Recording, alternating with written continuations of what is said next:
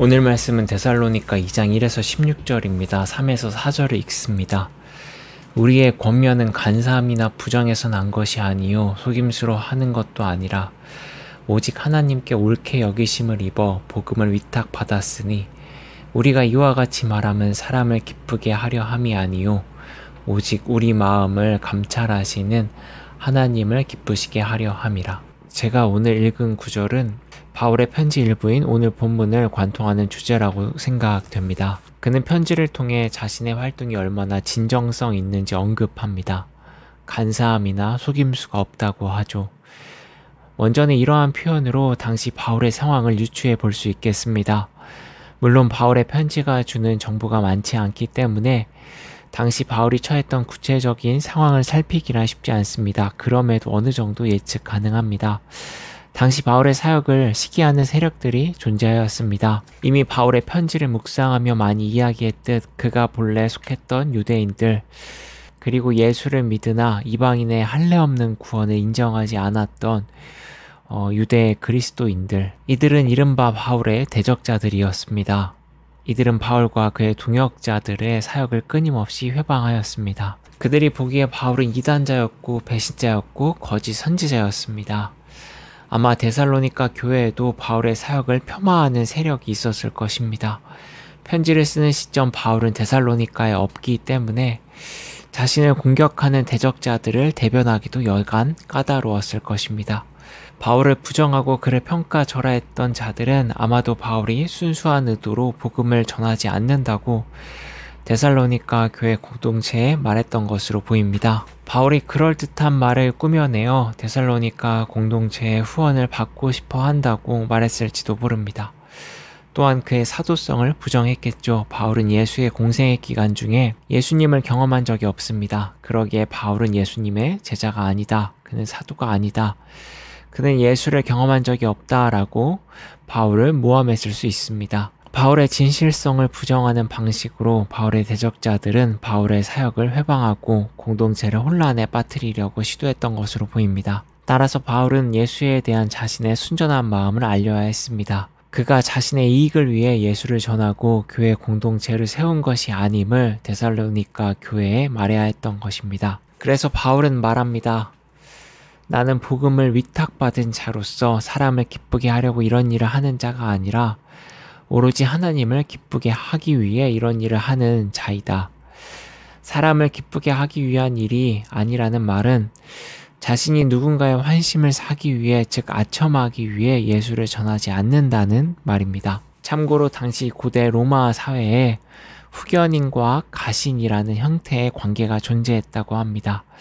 말 그대로 재정이 부족한 누군가를 재정이 넉넉한 사람이 후원해 주는 것입니다. 그러한 후원으로 세상에 큰 뜻을 품은 이의 활동을 혹은 예술적 재능을 가진 이의 꿈을 실현할 수 있도록 도왔습니다. 지금은 장학재단이나 비영리단체를 통한 후원 등 다양한 형태로 존재하지요. 아무튼 이러한 후원인과 가신의 관계가 새로운 운동을 만들어내고 세상에 좋은 영향을 주기도 합니다. 하지만 돈에 의해 사람이 좌지우지 되기도 합니다. 후원자가 원하는 일을 하거나 후원자를 구하기 위한 아첨꾼들이 등장하기도 합니다. 아마도 바울의 대적자들은 그를 아첨꾼으로 매도한 것으로 보입니다. 그가 전하는 예수는 데살로니가의 환심을 사기 위해, 그래서 후원을 받기 위해 거짓된 가르침이다 라고 말했던 것 같습니다. 하지만 바울은 자신의 수고가 하나님의 기쁨을 위해서라고 분명히 해명합니다. 복음 전함이 하나님이 기뻐하는 일임을 하나님이 증언할 것이라고 당당하게 말합니다. 또한 하나님의 기쁨을 위한 일이기에 권위를 내세우지 않고 오히려 자신의 목숨까지 중히 여기지 않으며 교회를 섬겼다고 말합니다. 바울의 이 말을 통해 우리는 그의 사역의 동력이 하늘의 기쁨이라는 것을 알 수 있습니다. 수많은 고통과 불편함이 뒤따르는 일을, 또한 불안정한 삶이 이어지고 박해가 기다리는 삶을, 실제로 2절에 말하듯 빌립보에서 바울은 매질과 감옥에 갇히는 일을 경험합니다. 이처럼 예상치 못한 결과가 나타나는 일을 그는 어떤 마음으로 할 수 있었는지 오늘 그의 대답이 알려줍니다. 아마 사람의 환심을 사기 위한 것이라면 불가능했을 것입니다. 사람의 관심과 인기를 원했다면 그의 사역은 조급함이 앞섰을지 모릅니다. 자신의 경험을 앞세우고 권위를 앞세워 사람들을 다그쳤을지 모릅니다. 목숨을 내주기는커녕 자신이 했던 일에 금전적인 보상이나 명예를 원했을 수도 있습니다. 그가 사람을 위해서 일했다면 말입니다. 한편 그가 하나님을 위해 일한다는 말이 다소 받아들이기 어려운 표현일 수 있겠다는 생각이 듭니다. 마치 바울이 하나님의 소유물이 되어 자신의 주체적인 생각을 버린 채 노예마냥 살았던 것처럼 들릴 수 있기 때문입니다.